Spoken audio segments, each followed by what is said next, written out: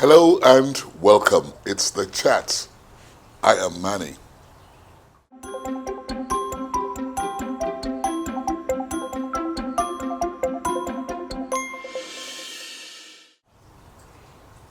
My guest is a very remarkable personality.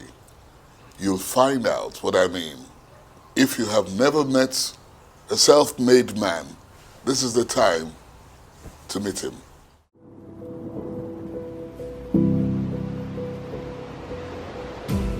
Alhaji Idi Farouk is a public relations consultant and organizer, a one-time commissioner for information and former director general of the National Orientation Agency. Born in Kano on the 14th of March 1949, the indigene of Kaduna attended Holy Trinity Primary School, Kano State, and from 1962 to 1966 furthered his education at St. Paul's College, Usasa, Zaria. Upon graduation, he worked at BP Supergas, Kano, and moved to Kaduna State to work at Kingsway Stores. Alhaji Farouk later left for the Air Force, served for some years, and left the service, after which he started News Lab Environmental Media, a public relations company based in Kaduna State. In 1978, he delved into politics as a member of the National Party of Nigeria (NPN), and from 1979 to 1983 mobilized support for the party. He has since successfully run governorship campaigns for candidates who ended up as governors-elect for their states. He served as the chairman, Kaduna Local Government, after the appointment of Governor Major Dangiwa Umar. He was later appointed the Permanent Secretary Information in Kaduna State, after which he was appointed the National Director of Organization, National Republican Convention (NRC). He further served as Commissioner of Information under Colonel Lawal Jafaru's administration as Governor Kaduna State. During this time, he pushed the "not in our character" narrative. After the removal of the ban on politics, Alhaji Farouk joined the All People's Party (APP). He was selected as the Chief of Staff to the then Governor Ahmed Makarfi and was the Deputy Director General of Obasanjo Atiku Campaign Organization. Obasanjo's victory as president prompted his appointment as Director General, National Orientation Agency (NOA), where he served from 2003 to 2012. Alhaji Idi Farouk has since then committed his time to public relations and consultancy.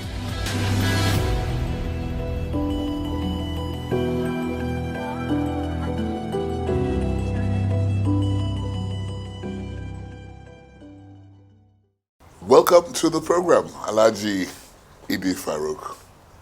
My pleasure. Well, you apparently are relaxed. The last time I saw you, there was no beard on your face.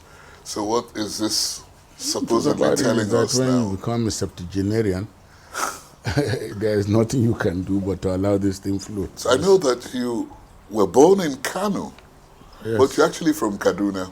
Yes. Why were you born in Kano? My grandmother, that is my mother's mother, lived in Kano, worked in Kano. So I was the only one born in Kano. I was born there because my mother came to meet her mother and then they delivered me there. I indeed even went to school, primary school in Kano. And it's from Kano, Holy Trinity Primary School in Kano, or they call it CMS at one time, Holy Trinity. And from Holy Trinity, obviously, you progressed to St. secondary Paul's school. College, one of the best colleges in the world, so to speak. Yeah, I'm sure you will say that. I will say so because Yes. it is a fact. And it is in St. Paul's that one learned about life and how to go about it. But the remarkable thing about you is that you didn't go beyond secondary education. Oh, surely. Why not? But Was there nobody to guide you at that time about, higher education? Did I need any guide at that time? As I left school, I started work. My first appointment was with BP Supergas, and that is during the war. After which I went to work when I came back to Kaduna, because Supergas was also in Kano. When I came back to Kaduna, I worked in Kingsway for a while and, of course, joined the Nigerian Air Force. Left and set up my own business, so to speak. What business were you into? You see, I told myself that I was into public relations. What kind of people were inspiring you at the time you were growing up? I even adopted one name from the media, Pecos. There is a columnist called Pecos, P-E-C-O-S, and I admired him so much. You know, those days we don't have too many papers. It was just the Daily Times. The Daily Times. And Pecos used to write in Daily Times. You have memories of, your early days with friends who are the kind of people you were growing up with? Yeah, my classmates were still intact. My schoolmates were still intact. Do you understand? Because we came, and like I said, St. Paul's College, incidentally, is also a Christian school, like the Holy Trinity.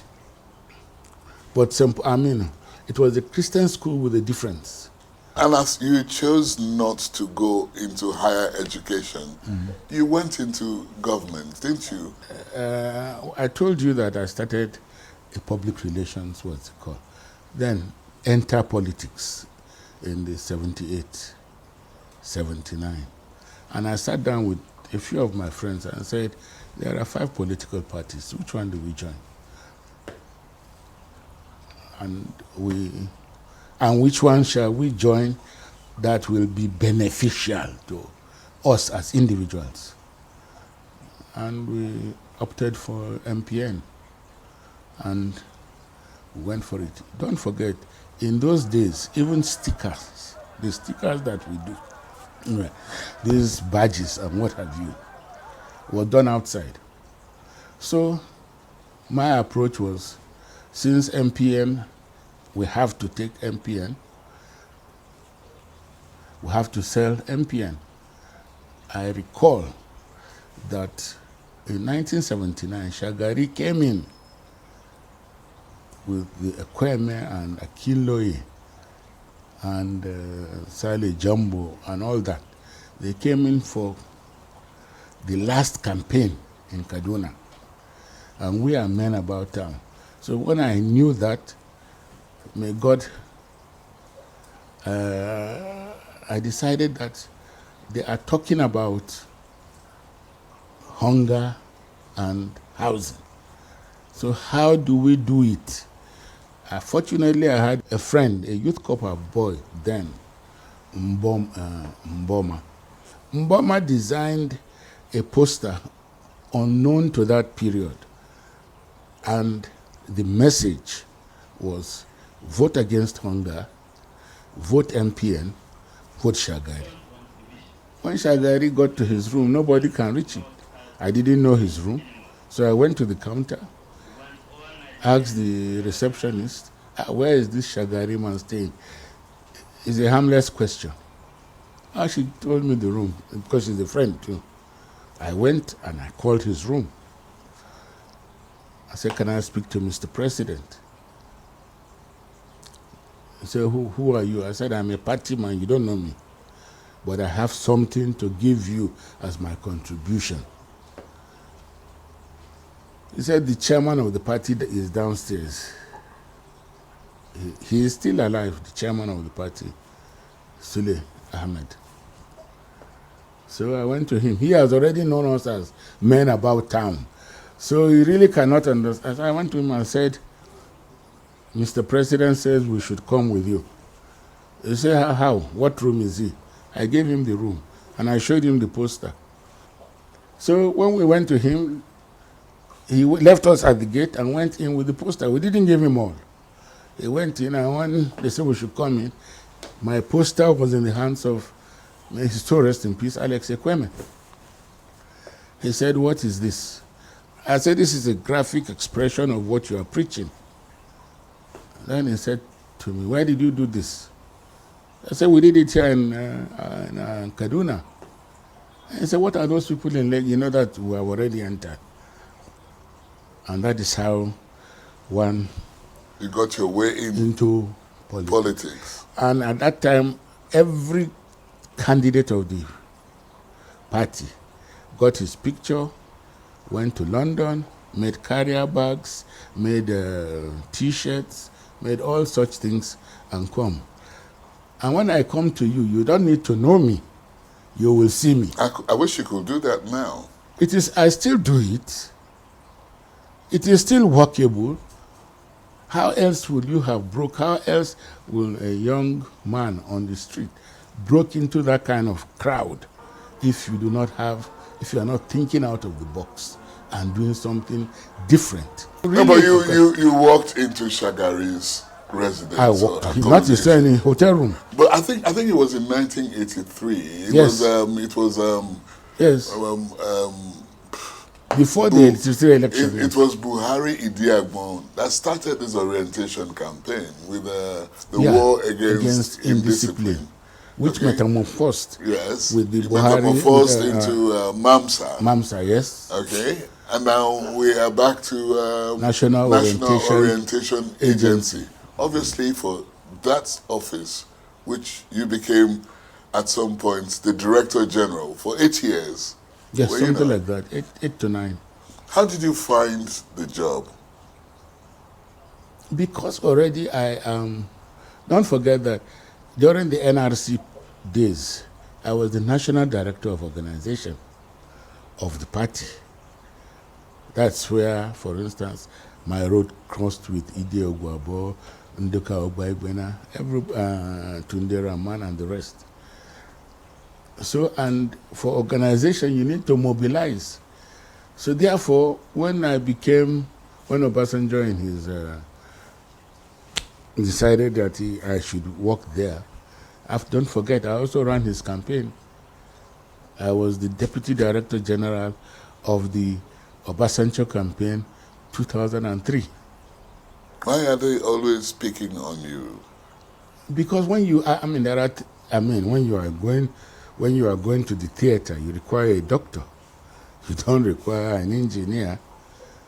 So in this field of politics and mobilization, I think I have built a kind of reputation. Did you set yourself any goals that you clearly achieved or you could not complete before you left office?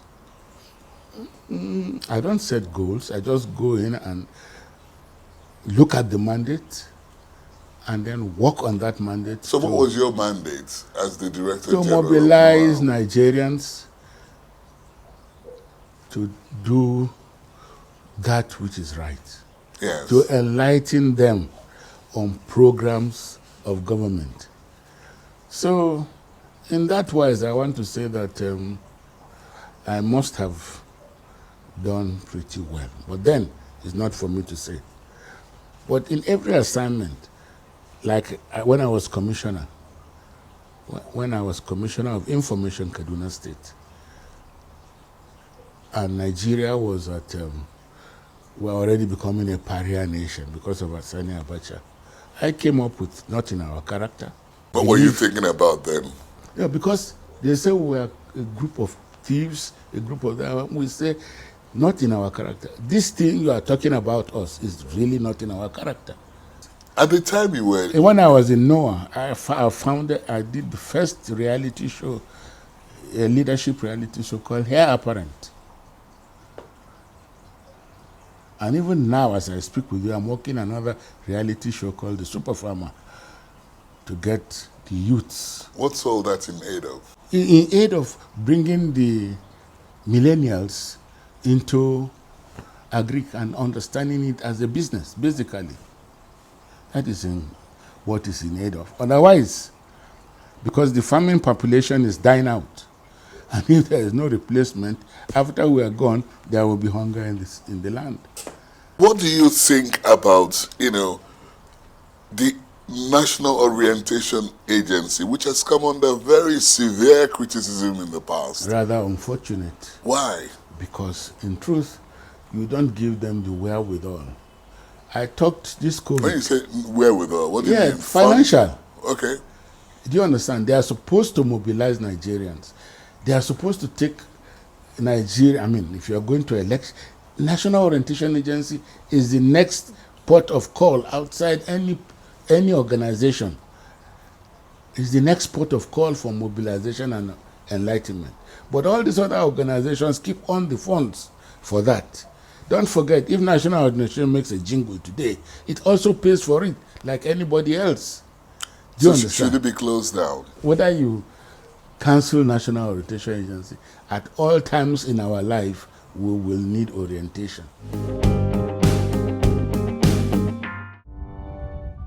You pick a question and you answer the question.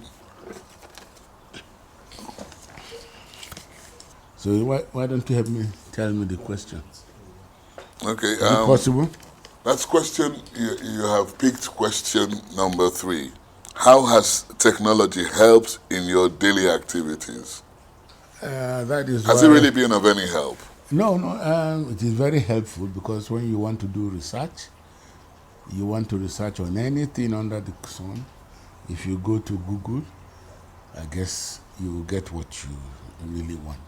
So that wise, I've been into doing a lot of documentaries, and in doing these documentaries, I research on the subject matter.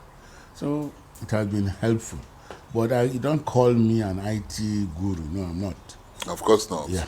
Maybe your children are. Yeah, I get them to do so many of the researches. So that in that wise, it has helped. What has been the biggest change in your life?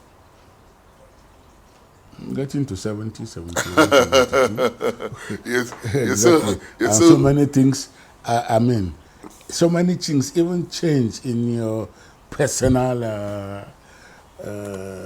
how do I put it? Yeah. Are you going to change? Are you going to change your looks? But my look is already changed because before I was 70, I didn't have this. And you're not going back on that. No, I think you're not going to shave that anymore. Yeah, because of the cost implication. You two are not sure. How expensive is it? When you have your pocket is not too deep, anything that is out that you can afford not to do, you don't do it. Tell me something. Any of your children following in your footsteps? This boy wants to do so. This one.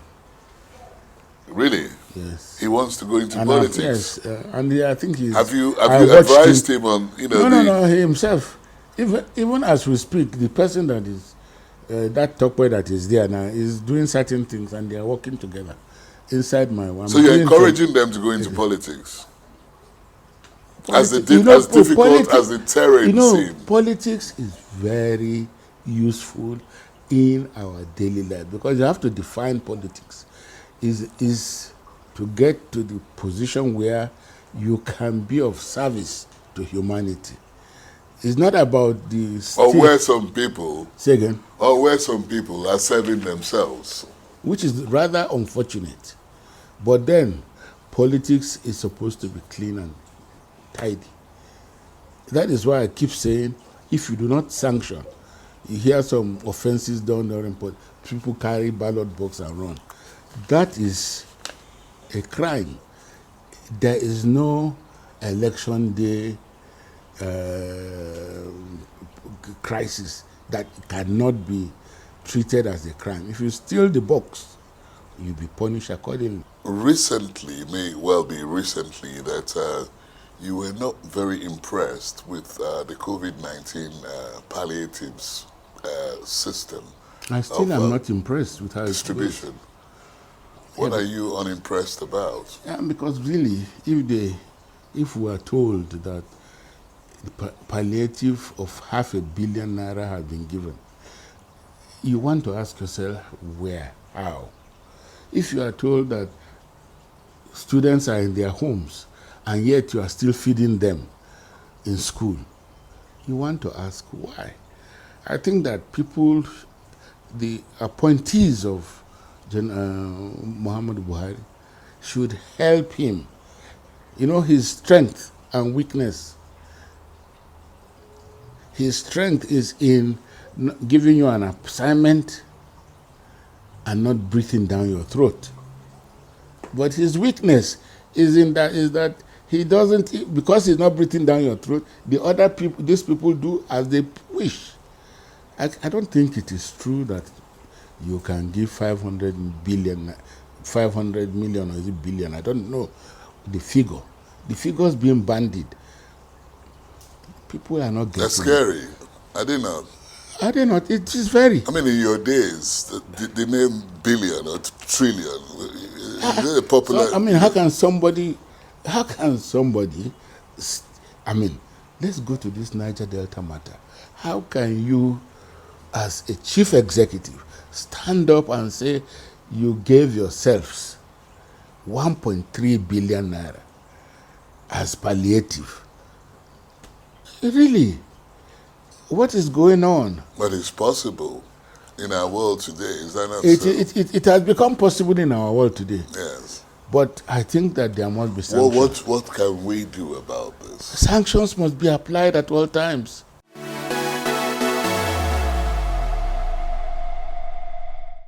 This time we will be sending you on a castaway journey to an island for 10 days. You're allowed to take along with you 5 things, no human beings, but 5 things that are so important to you, you cannot do without them. What might they be if you have to, One, go? my drugs. Yeah, My drugs will follow me. that's your because- medication. Yeah, my drugs, my medication, yes. Because I'm on it every day. Hypertensive and all those. I cannot do without it. Music, I see you like music a great deal. particularly when it goes back to the days The that I was 60s and the 70s. Exactly. So with that, Anyone in particular? no, just good music. Just good music. I will take, if you allow me take a video cassette and a set and my tapes to play. Come and try. But you didn't even say I should take food along. No. It's up to you. What you take Yeah, but is how your many choice. days do you want to put me on this 10 island? days on And then you have to an give island. me food again, groceries for that day. And incidentally, I can also cook. You're a good cook. Yes, I can. So what does your wife do for you then? No, but now I don't cook. Why? Because I have my wife to do the cooking. Okay, so she does the cooking. Yeah. What's your favorite meal? It's tuwon shinkafa and kuka. It's, In all your life, it's always been tuwo shinkafa.